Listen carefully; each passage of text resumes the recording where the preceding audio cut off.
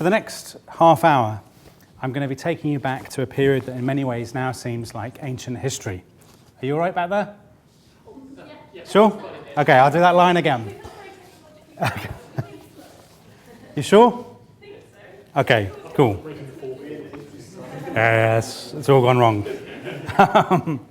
Okay, for the next half hour, I'm going to take you back to an age that in many ways seems like ancient history. An age when almost every day saw bombs going off in Northern Ireland, when half of the population belonged to a trade union, when First Division footballers earned less than £200 a week, when Angel Delight was a gourmet dessert, when Phil Collins had long hair, and when you could buy wallpaper in any colour you wanted, as long as it was brown. Like Sam Tyler, the time-travelling detective in the BBC's hit series Life on Mars, you're about to suffer what some would consider a fate worse than death. You're going back to the early 70s, the years of Ted Heath and Harold Wilson, George Best and Germaine Greer, a bygone age when Leeds United ruled the First Division, the Labour Party still proudly flew the red flag of socialism, and James Bond wore a cravat.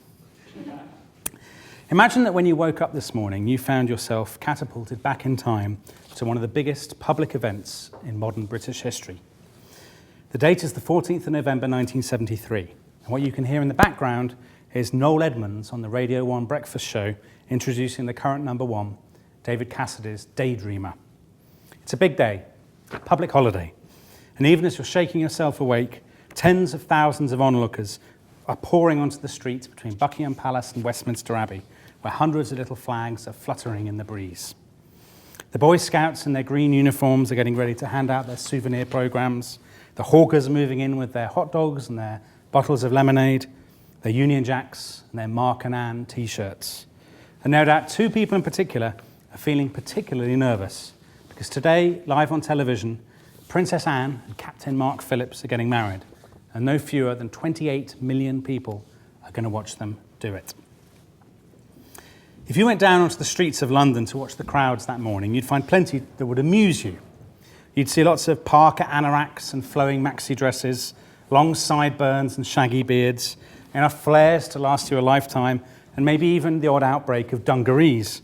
Although, of course, there'd be fewer of all those things than you expect, partly because many people in the early 70s still dressed relatively conservatively, and only a handful were at what you might rather generously call the cutting edge of fashion. But if you looked at the headlines, you'd be in for a shock. The front page of the Daily Mirror, which was still then Europe's biggest selling newspaper, carries a photo of the happy couple with what it calls the smiles of two young people in love to cheer up Britain today. But the banner headline across the top tells a rather different story. Cold comfort, it says. It's cold comfort Britain today as the government faces the worst crisis, economic, financial and political, since it came to power in 1970. Then you have the biggest middle market newspaper in the country, the Daily Express. Similarly, it has the same photo of Mark and Anne, and it has a similarly bleak headline. Here comes the freeze. Enjoy all the sparkle of the royal wedding, its lead story begins. Because afterwards, the lights will dim, petrol rationing will loom, coal will be scarce, the central heating is liable to go off. On top of all that, money will be tighter, with overdrafts more expensive. Just in case you had any shreds of optimism left, here's the Times. Lights go out as emergency powers bite, says the main headline. Urgent action to meet energy crisis, triple threat to the nation. And inside, the paper's editorial page makes no mention of the royal wedding at all. Instead, it warns that Britain faces what it calls a fight to the death between the government and the miners. The stark title of the editorial says it all, a state of emergency. Now this, of course, is the 70s that we often remember. A bleak, miserable decade, blighted by strikes and shortages. A decade when you could buy a new colour TV, but power cuts would stop you from watching it. A decade when the evening news regularly carried pictures of burly men in donkey jackets warming their hands around braziers, when the politicians lost their grip and the economy plunged into oblivion. And of course, this picture is often exaggerated, not least by Thatcherites who want to paint the 70s as the kind of dark night before the dawn. But there's more than a grain of truth in it. Just over a month before Anne and Mark's fairy tale wedding, the Arab-dominated OPEC cartel had imposed a devastating 70% increase in the cost of oil, the famous 1973 oil shock, which overnight almost overnight anyway, sent the Western economies lurching into a kind of nightmarish combination of recession and inflation, stagflation. And that was the event that gave Edward Heath's opponents in the National Union of Mine Workers their chance, quite literally, to strike. Just 2 days before the royal wedding, Britain's 260,000 miners, a statistic that tells its own story about how things have changed since then, had begun an overtime ban in pursuit of higher pay, in clear defiance of the nationwide wage limits that Heath had imposed only weeks before. And that very evening, as millions of people were still gathered around their TV sets watching the wedding coverage, the Electricity Board warned that in the next few days, most of the country was liable to suffer severe power cuts, plunging schools and hospitals, homes and offices into darkness. And that, of course, is absolutely what did happen. Because if you did go back in time to the 14th of November 1973, and if you stuck around for a few weeks, you would find yourself in the middle of what I think remains the biggest political and economic crisis in Britain since the Second World War. In some ways, the parallels with our own position are irresistibly striking. In the opening years of the 1970s, Ted Heath's Chancellor, Anthony Barber, a man who was once very accurately described as looking like somebody who always played a vicar in the local amateur dramatic society, Barber had drastically inflated the economy, hoping that the resulting dash for growth would abolish the depressing cycle of boom and bust. Thanks to the oil shock, however, Barber's bubble had well and truly burst, leaving the economy on the brink of recession, the stock market in meltdown, the property market in ruins. The government cut spending by 1.2 billion, which was roughly 4% of total spending. But many experts thought that worse, much worse, was to come. In late December 1973, the Permanent Secretary to the Treasury, Sir Douglas Allen, told his colleagues that he expected Britain, quote, to move into a siege economy with rationing on the wartime model. At almost exactly the same time, Labour's Shadow Chancellor, Denis Healey, told his colleagues that Britain faced an economic holocaust. Meanwhile, the historian A.J.P. Taylor was sending a series of increasingly gloomy letters to his Hungarian fiancée, Ava. He was terrified by the approaching hurricane, he wrote, predicting shortages of oil and coal, the absence of heat and light, and millions thrown out of work. I've been expecting the collapse of capitalism all my life, he remarked with gallows humour, but now that it comes, I'm rather annoyed. Meanwhile, the energy crisis continued. In London, schools sent children home because of heating problems. In Lincolnshire, the police gave up their cars and went back on the beat to save petrol costs. In Sussex, 10,000 street lights were turned off to save power. The government even paid for full-page ads in the newspapers, begging people to stop what they called weekend motoring, to organise carpools and to keep below 50 miles an hour. But it was no good. The coal stocks continued to run out, the miners refused to go back to work, and the railwaymen decided that this would be the ideal moment for them to walk out on strike too. The government banned floodlighting. It told the BBC and ITV they had to stop broadcasting at 10:30 every night. It ordered offices to keep their temperatures below 63 degrees Fahrenheit. But none of this was enough. And just before Christmas, Ted Heath went on television and told the nation that from New Year's Eve onwards, Britain would be on a 3-day week. And if things weren't bad enough, that Christmas Heath had to endure the supreme humiliation, an offer of help from the Ugandan dictator Idi Amin, who announced that he had set up a Save Britain fund. I have decided to contribute 10,000 Ugandan shillings from my savings, said Amin, and I am convinced that many Ugandans will donate generously to rescue their innocent British friends. Now, the irony was that the 3-day week was much less damaging economically than we often remember. Many firms responded with great ingenuity. They used battered old screwdrivers and spanners to keep working even when the power had been turned off. In Nottingham, the clerical staff at Raleigh Industries worked without heat or light so that all the power could be switched to their production line. In Sheffield, a snuff-making firm even reverted to using a water wheel that had last seen action in 1737. On the King's Road, Chelsea, a furrier's shop displayed the sign, open 6 days a week by candle power, battery power and willpower. All in all, production levels fell by less than a tenth, which spoke volumes for the energy with which firms approached the 3-day week, but didn't really say it so much for their efficiency beforehand. And there were plenty of compensations. Audiences trebled for late-night radio shows by the likes of John Peel and whispering Bob Harris, who used to torment night owls with interminable progressive rock. Fishing tackle shops reported booming sales. Golf courses were deluged with aspiring Tony Jacklins. And the introduction of earlier kick-off times and Sunday games allowed the Football League to continue as normal, with Don Revie's Leeds United setting a record of 29 matches without defeat. Indeed, some people actively welcomed the prospect of a 3-day week. "Now at last," said one Daily Mail columnist, "we have time to do all those lazy and free things we always wanted. With so much free time and no electricity," she said, "people should take the opportunity to enjoy rereading an old book or digging their garden." In a very un-Daily Mail-like fashion, she had a saucier suggestion too. The 3-day week, she said, was a chance, quote, "for husbands and wives to be more spontaneous, to experiment more in their sex lives, while the kids are doing a 5-day week at school."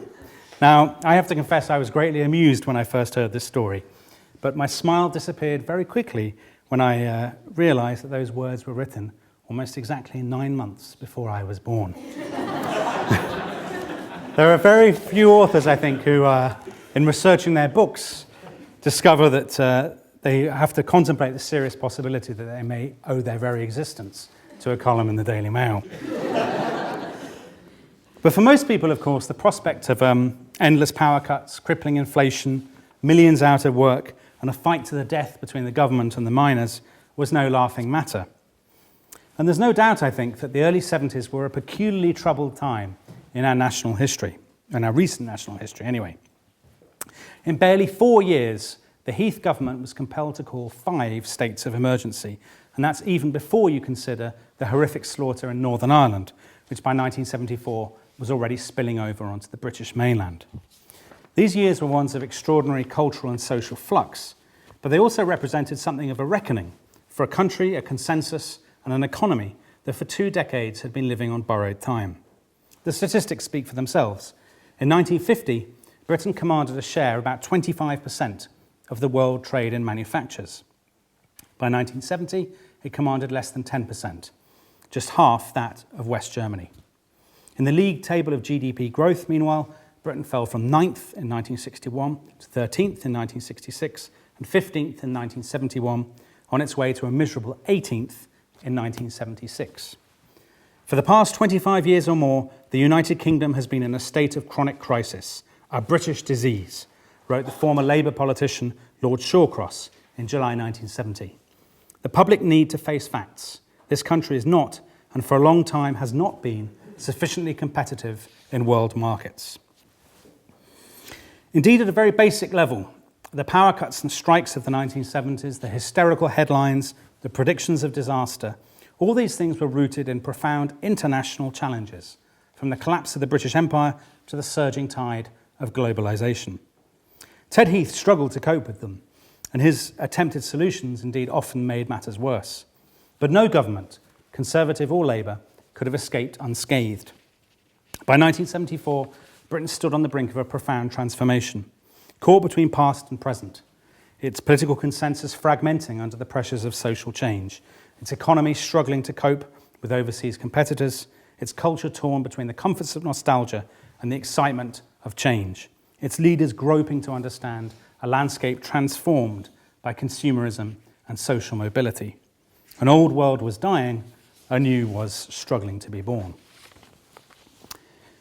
And yet, when I was writing my last book on the events of the early 1970s, it struck me that a uniformly bleak, grim, depressing view of the decade, indeed a depressing view of the winter of 1973-74, doesn't tell the whole story. Trawling idly on the internet one day, I came across the diary of a 12-year-old teenage girl from Essex. Now, she wrote this diary in 1973 through to the summer of 1974, and from time to time, she took note of the major political events of the day. So on New Year's Day, she wrote the following: "As the power and energy crisis is still on, it looks as if we'll soon be using candles and riding bikes everywhere." And yet, despite all the talk of national crisis, her diary actually tells a different story.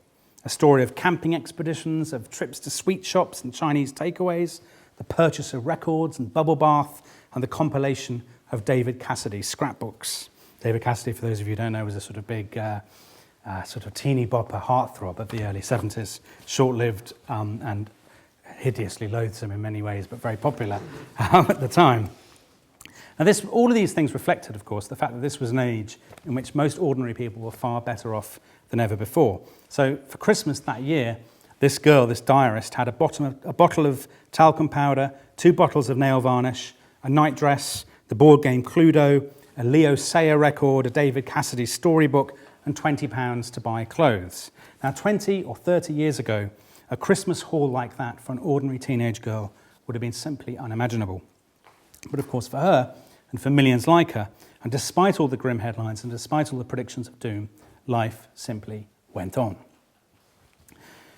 Now, of course, in many ways, all this stuff, strikes and blackouts, Leo Sayer records, David Cassidy storybooks, all of this feels like ancient history. Even if this summer the trade unions kick up a huge fuss about their coalition's spending cuts, I think we can safely predict that we won't see anything like the 3-day week or the winter of discontent that followed 5 years later. And indeed, there are plenty of other ways in which the early 1970s feel almost impossibly remote. For example, if you took a trip in your TARDIS back to Ted Heath's Britain, many of you would no doubt be horrified at the petty prejudices and inequalities that still governed the lives of most women. Until the end of 1971, for example, women were banned from going into wimpy bars, which was sort of the big fast food restaurant of the day. They were banned from going into them on their own after a certain hour at night, on the grounds that the only women who would be out alone at that hour would obviously be prostitutes. Most women were still paid only 2/3 of what men got for doing the same job. Most married women were still housewives. Rapists were often given suspended sentences. They weren't sent to prison. In one case in 1975, a judge released one rapist on appeal because he said, quote, "The victim was not without sexual experience." Gay rights was still an ambition rather than a reality. In opinion polls, half of the public thought that gay people should not be allowed to become teachers or doctors, and about 4 out of 10 people in the early 70s thought that homosexuality should still be illegal, or even though it had already been decriminalised. Indeed, outright opposition to homosexuality remained a powerful element in British cultural life. When the novelist Angus Wilson came out in the mid-1970s, he was bombarded with hate mail. "Why don't you take a long rope, find a tall tree and hang yourself by the neck until you're dead, you depraved faggot," spelt wrongly, read one letter. And this was not least because he was a key figure in the protests against British home stores in 1976, because BHS had forced a trainee manager to resign after he was shown kissing his boyfriend on an ITV documentary. Prosecutions of gay men for indecency actually went up rather than down in the 1970s, even though, of course, because it was no longer illegal, homosexuality, convictions no longer had such a devastating impact on people's lives. And gay men still ran the risk of being attacked by so-called queer bashers, like the gang of teenagers who killed Michael de Gruchy, a solicitor's clerk on Wimbledon Common in 1970, or the building workers who killed Peter Benyon, a 32-year-old librarian, in 1978. Indeed, even the most conservative among us, I suspect, would be shocked by the attitudes that many people who never thought of themselves as racist and indeed prided themselves on their tolerance showed towards their black and brown neighbours. This was a world in which 20 million people regularly tuned in to the black and white minstrel show, a world in which Enoch Powell was voted Britain's most admired man 3 years running. When the writer Jeremy Seabrook went to Blackburn to canvass local opinion on immigration, he found a torrent of praise for the controversial sage of Wolverhampton. "He started too late with all this black business. He should have started sooner," said one elderly woman. "He speaks the mind of all the white, well, 3/4 of the white people in this country," said another. "It's a pity old Enoch ain't in charge," mutters that quintessential 70s folk hero Alf Garnett in an episode of Till Death Us Do Part in January 1974. "He'd sort them out. He'd put the coons down the pits, he would." Perhaps it was no wonder then that the pioneering black comedian Charlie Williams, who was then easily the most famous black man in Britain, felt that he had to play the same game. He would tell audiences that he had been left in the oven too long. He was sweating so much he would tell them that he was leaking chocolate. During the power cuts, he joked, "I had no trouble at all. All I had to do was roll my eyes." And if people heckled him, he had what he thought was the perfect answer. "If you don't shut up," he told them, "I'll come and move next door to you."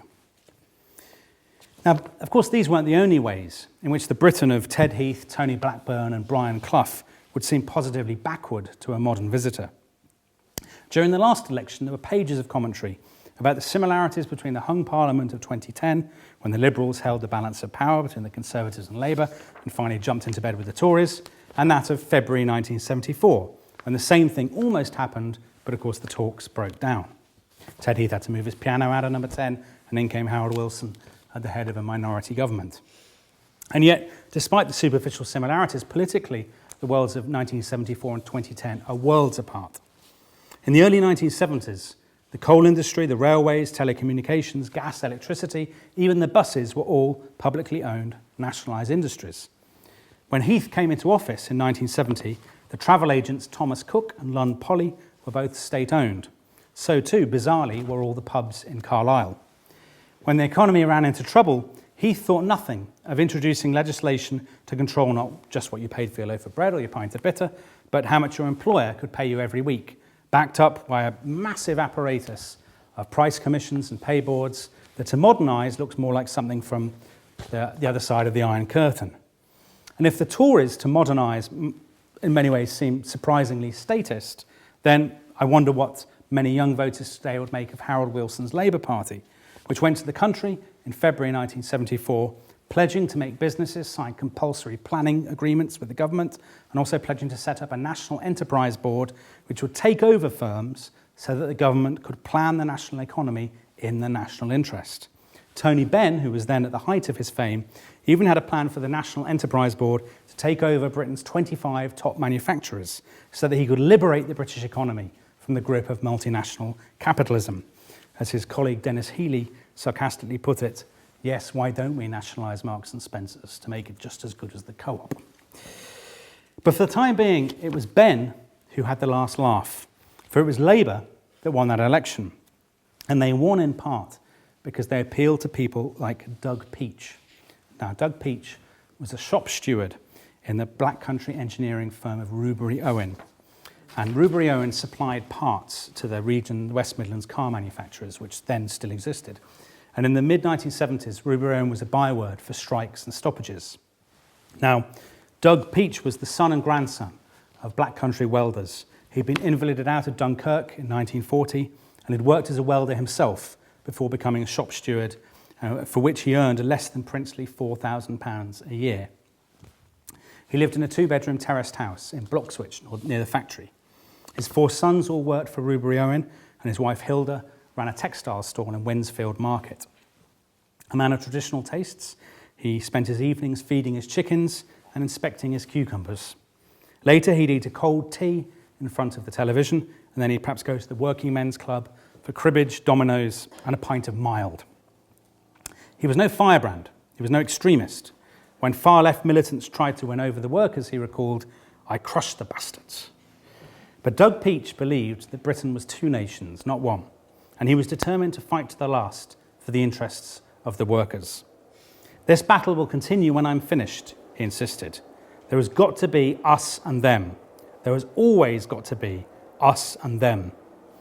No doubt Doug would have agreed with the sentiments of the Midlands MP who told The Times in 1976 that the Labour Party must, quote, "always be a class party, for it is a class war we are fighting.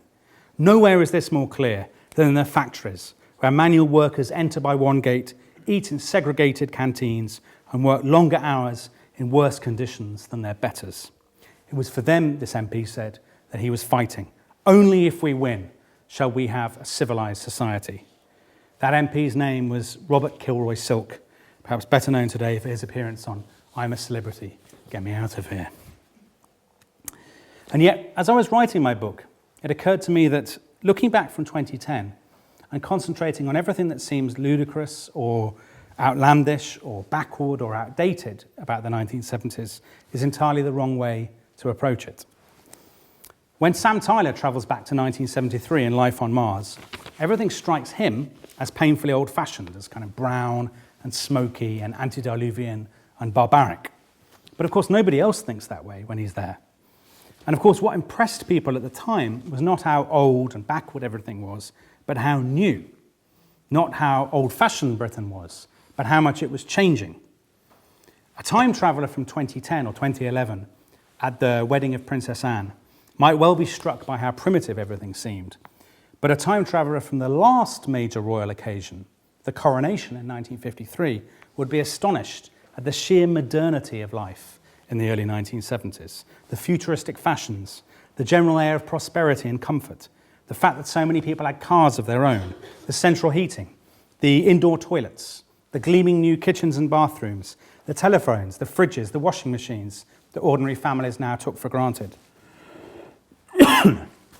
If he wandered towards the West End, he would have surely rubbed his eyes in wonder at the high street fashion stores overflowing with new designs, at the bookshops groaning under their weight of stock, at the Italian pizzerias, the Indian curry houses, the Chinese takeaways. Indeed, if he'd opened a newspaper, he'd be taken aback by the complacent assumptions of abundance, the classified offers of second-hand cars and old appliances, the endless promises of high street sales, the features on gardening, motoring and DIY, the glossy adverts for cigars, liqueurs, and foreign holidays. And the deeper point is that the people in the crowds that day were time travellers of a sort. Because, of course, many of them had come from the coronation in 1953. It had just taken them 20 years to get there. And if you reflect on how much life had changed for them and how much their country had changed during that journey, then I think you come to realise that the early 1970s were less the kind of last redoubt of backward Britain than a crucible in which a modern Britain was born. It was in 1973, after all, that Britain joined what is now the European Union, that what became the Green Party first advertised for members. Martin Amis published his first book, even the BBC first broadcast Last of the Summer Wine. It was in the early 1970s that hundreds of thousands of people started going on package holidays to Malta and Mallorca, that vegetarian restaurants and health food shops first became familiar sights on the British High Street. The campaign for real ale began the fight back against cheap European lagers. The E.F. Shoemaker published the environmental manifesto Small is Beautiful. The Friends of the Earth began campaigning against pollution. It was in the early 1970s that pornography invaded the corner shop newsagent. Early 1970s that Page 3 became a fixture in the Sun. In the early 1970s too that the Gay Liberation Front held its first demonstrations, that the first National Women's Conference heralded the rise in British feminism, and that Germaine Greer published The Female Eunuch. Women are tired of being patronised and condescended to. We are bored by being considered a curious and endangered species. And if our homes and families remain central to us and our concerns, they are no longer our horizon. Not Germaine Greer's words, Margaret Thatcher's. Indeed, even if you wish that women would get back to the kitchen, gays would get back in the closet, and immigrants would go back where they came from, even if you want to drive a gas-guzzling 4x4, if you loathe the European Union, if you think that English football has gone downhill ever since they sacked Sir Alf Ramsey, you still live in a world the 70s made. You or your parents probably own a deep freezer, sales of which boomed 10 times between 1970 and 1978. You may even have visited a branch of Iceland, founded in Shropshire in 1970, or been to one of the big out-of-town supermarkets that first appeared during the Heath years. You've almost certainly watched colour television, and you've probably taken a few cheap flights abroad.